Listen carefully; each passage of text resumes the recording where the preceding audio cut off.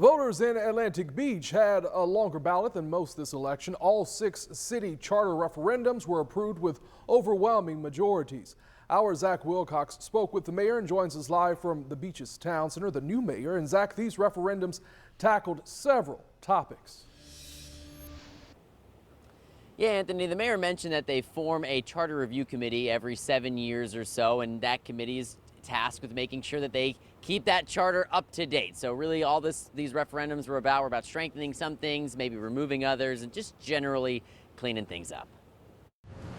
These were important things to our citizens, so they brought it forth. Atlantic Beach Mayor Curtis Ford says one of the things the Charter Review Committee deemed important are the city's parks. One of the ballot referendums voters approved requires any sale of parkland to be approved by a citywide vote, as opposed to just commissioners. We have really a wonderful park set up in this community, so we're not going to leave it to a potential rogue commission in the future to make a mistake.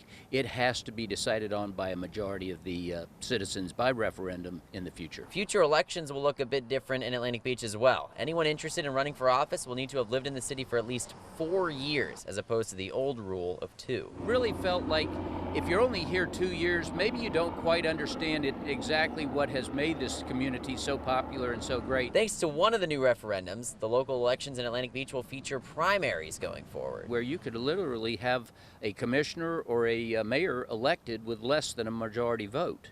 So we thought it was important to put a primary option back in, and this would only occur if we have more than 2 candidates running.